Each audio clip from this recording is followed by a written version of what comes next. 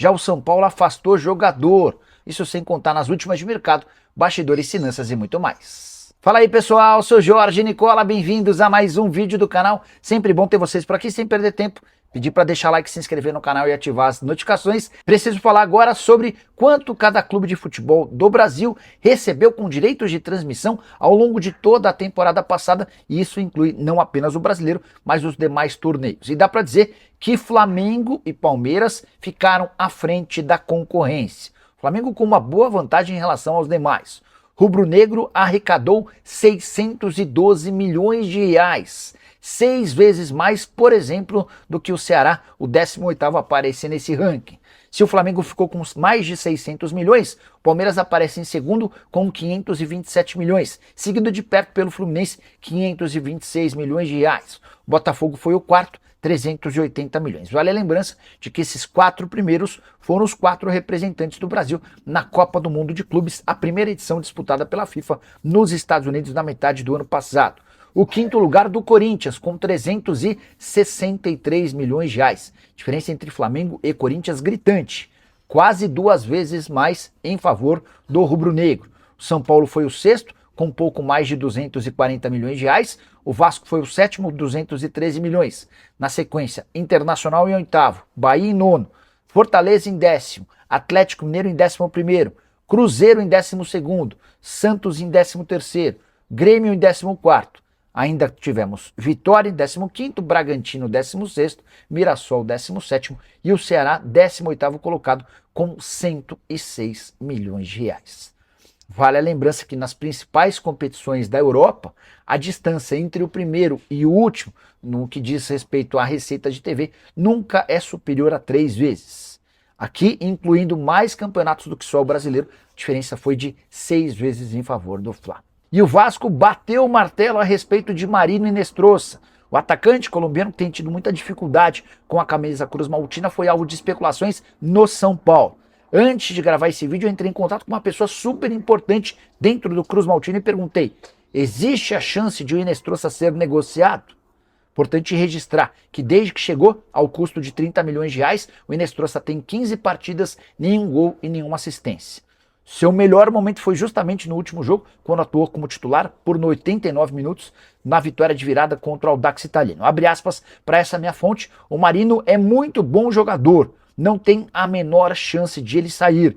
Estamos trabalhando para adaptá-lo o mais rápido possível, com a certeza de que ele vai ajudar demais o Vasco ao longo da temporada. Se você, São Paulino, se animou com a ideia, saiba que dentro do Vasco há um projeto para fazer com que o Inestrosa seja útil e aos pouquinhos o atacante colombiano que joga pelo lado do campo vai se soltando e melhorando. E o São Paulo decidiu afastar mais um jogador. Arboleda não treina com o restante do elenco, assim como o Mike, lateral direito, formado na base, só 21 anos de idade. Decisão foi tomada nos últimos dias e tem a ver com uma percepção da diretoria e da comissão técnica de que o Mike está meio largadão. E houve um incômodo do São Paulo em relação à baixa intensidade e rendimento do jogador nos treinos. Diferente do Arboleda, que não deve mais ser utilizado, o São Paulo decidiu rebaixar o Mike como uma espécie de alerta, para que ele possa retomar sua condição e encarar a vera os treinos, para quem sabe poder voltar a jogar. Não de forma surpreendente, na última quarta-feira, o Mike e o Arboleda posaram por uma foto postada pelo jogador. Ambos treinam em horários diferentes. Mike, que tem 9 jogos na temporada, sem gol e sem assistência. Sua última partida em 18 de abril contra o Vasco. Depois, nem sequer foi relacionado. Boa noite, Nicola. E o Arboleda tem que sumir do São Paulo. Deixa eu registrar uma informação que não é minha, mas do Rafael Emiliano, que é um jornalista que cobre o São Paulo. O Rafael afirma que o São Paulo desistiu de rescindir o contrato com o Arboleda depois de descobrir que o Arboleda tinha um acordo fechado com o Atlético Paranaense. O São Paulo pensou, bom, então quer dizer que o cara ficou um mês ausente, vai voltar, eu vou rescindir o contrato com o cara, e aí logo depois ele vai ser anunciado pelo Atlético, nada disso. Não topo fazer esse negócio. Se o Atlético quiser, o Atlético que me procure e pague uma compensação financeira. Há só um pequeno grande problema por trás dessa história. Digamos que, de fato, o Arboleda e Atlético Paranaense tinham um acordo e só estavam esperando a rescisão do contrato. Para o Atlético Paranaense não é vantagem fechar com o Arboleda agora, tendo de pagar uma compensação ao São Paulo. O Atlético só vai poder utilizar o Arboleda em 20 de julho, quando a janela reabre por aqui. Então, para o Atlético, vale a pena deixar o Arboleda no São Paulo. O São Paulo vai ter de pagar o mês de maio do salário, o mês de junho e o mês de julho. 20 de julho é quando a janela reabre. São 3 meses inteiros, praticamente 3 meses inteiros. Levando em consideração que o Arboleda custa R$1 milhão por mês, são 700 mil em salário, e mais 300 mil com pagamentos de dívidas, o São Paulo vai desembolsar quase 3 milhões de reais nesse período.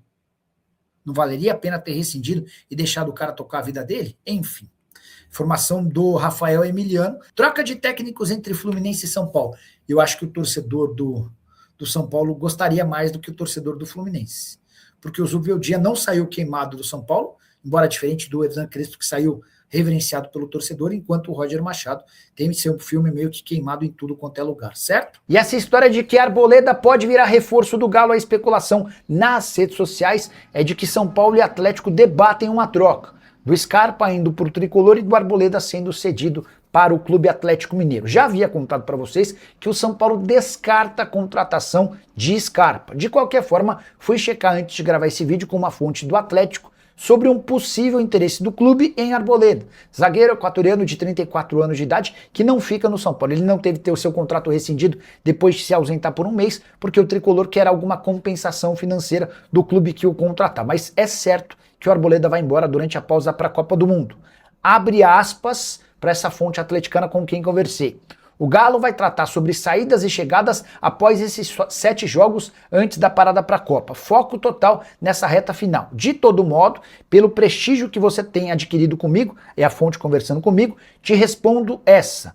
Nenhum interesse no Arboleda. Então dá para descartar que o equatoriano será reforço atleticano. O Galo até cogita contratar zagueiro, especialmente por conta da saída do Júnior Alonso, mas não será o Arboleda. 34 anos de idade, custo de R$1 milhão por mês. Caberia no seu time do coração? Vale a lembrança do histórico pra lá de polêmico fora dos campos.